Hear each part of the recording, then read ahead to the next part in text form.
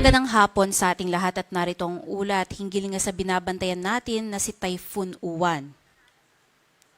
Si Typhoon Uwan nga ay patuloy nang lumalayo dito sa may Ilocos Region at patuloy nga rin yung paghina nito at huli ngayang namataan sa layong 175 kilometers kanluran ng Sinait, Ilocos Sur. May taglay na lakas ng hangin na maabot ng 120 kilometers per hour malapit sa sentro at mga pagbugso pa ng hangin na maabot hanggang 150 kilometers per hour. At sa nakikita nga natin, nagdudulot pa rin ito ng malalakas na mga pagulan, lalong-lalo na nga dito sa may Benguet, maging mga malalakas na pagbugso pa ng mga hangin sa malaking bahagi ng Luzon, pababayan hanggang dito sa Mindanao.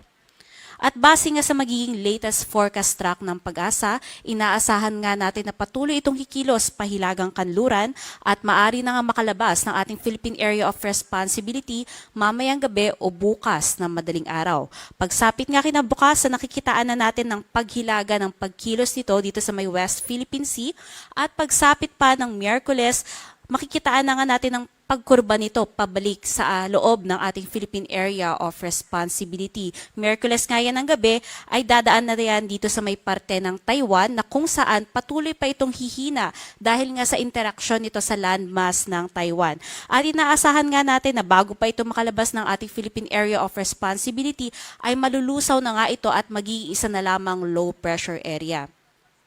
Kung titingnan din natin yung sakop ng mga malalakas na hangin nito ay malaki pa rin to at almost umaabot pa rin yan ng 800 kilometers. Kaya naman, malakas pa rin nga yung mga pagbugso ng hangin sa malaking bahagi nga ng Luzon. Although nag-downgrade na nga tayo ng wind signal at yung pinakamataas na nga lang ngayon na issued na wind signal ay wind signal number 2, malaki pa ring bahagi ng Luzon ang kasama dyan. At ang mga probinsya nga nakasama under wind signal number 2 ay dito sa may Batanes, Cagayan including Babuyan Islands, northwestern portion ng Isabela, buong Cordillera Administrative Region, Ilocos Norte, Ilocos Sur, La Union, western and central portion ng Pangasinan, at northern portion ng Zambales. Signal number 1 naman ang nakataas sa iba pang bahagi ng Cagayan Valley Region, ibang bahagi pa ng Central Luzon, kasama din dyan ang Metro Manila, buong Calabarzon, at kasama din dito sa wind signal number 1 ang Occidental Mindoro including Lubang Islands, Oriental Mindoro, Marinduque, Calamian Island, Camarines Norte, northwestern portion ng Camarines Sur. Patuloy pa rin po ang pag-iingat sa mga peligrong dala ng mga malalakas na paghangin. Doon sa mga areas outside wind signal ay makararanas pa rin ng malalakas na pagbugso ng hangin dahil nga hagip pa rin yan ng malawak na sakop ng malalakas na hangin nitong si Bagyong Uwan. At ngayong araw nga, dito sa may Palawan, pababa, Visayas, hanggang sa malaking bahagi ng Mindanao, asahan pa rin natin ang peligrong dala ng malalakas na hangin. Pagsapit kinabukasan, kung saan patuloy na itong lumalayo dito sa may parte ng Ilocos Region, buong Luzon or mostly ng buong areas ng Luzon ang makararanas na nga lamang ng mga malalakas na paghangin. At pagsapit nga ng Miyerkules, kung saan muli itong posibleng pumasok sa loob ng ating Philippine Area of Responsibility, makararanas uli ng mga malalakas na paghangin, particularly dito sa Batanes, Babuyan Island, Ilocos Norte at Ilocos Sur.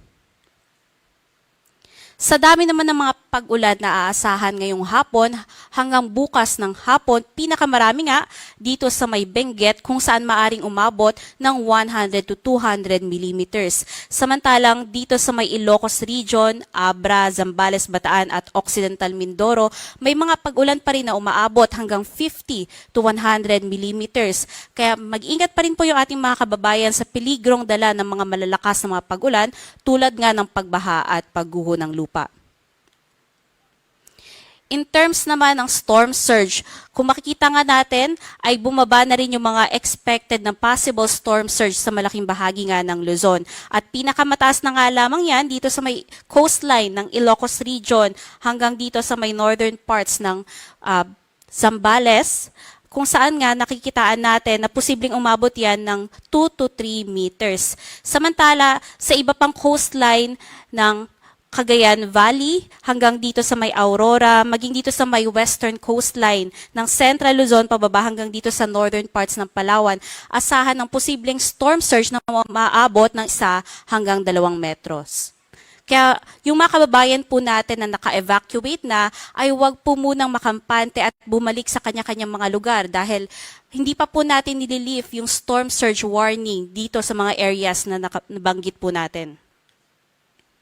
In terms naman ng mga pagtaas ng alon, nakataas pa rin ang ating gale warning sa may seaboards ng Northern Luzon, Western seaboards ng Central Luzon, Eastern seaboards ng Northern Luzon, at dito nga sa seaboards ng Central Luzon and Western seaboards ng Southern Luzon. Yung mga taas nga ng mga pag-alon dyan ay maaaring umabot hanggang 7 meters. Kaya inaabisuhan po natin lahat ng sasakyang mga pandagat na patuloy pong ipagpaliban muna ang paglalayag dahil nananatili na mataas pa yung mga pag-alon. Dito naman po sa may eastern seaboards ng Southern Luzon, although nakalift na nga tayo ng gale warning, yung mga maliliit na sasakyang pandagat ay delikado pa rin yung paglalayag. Kaya kung maaari ay ipagpaliban din po muna. And yung mga sasakyang pandagat naman ng mga malalaki at kaya itong ganitong kataas na alon ay mag-ingat po pag naglayag na po tayo. And dito nga sa may karagatan, dito sa may Palawan at Visayas, makararanas ng mga moderate to rough seas na umaabot hanggang 4 meters. Samantala sa buong karagatan nga ng Mindanao ay makararanas lamang ng banayad hanggang sa katamtaman ng mga pag-alon. At yan ang latest mula dito sa Pag-asa Weather Forecasting Center. Ang susunod po natin na update ay mamayang 11:00 ng gabi. Ito po si Charmaine Varilla, nag-uulat.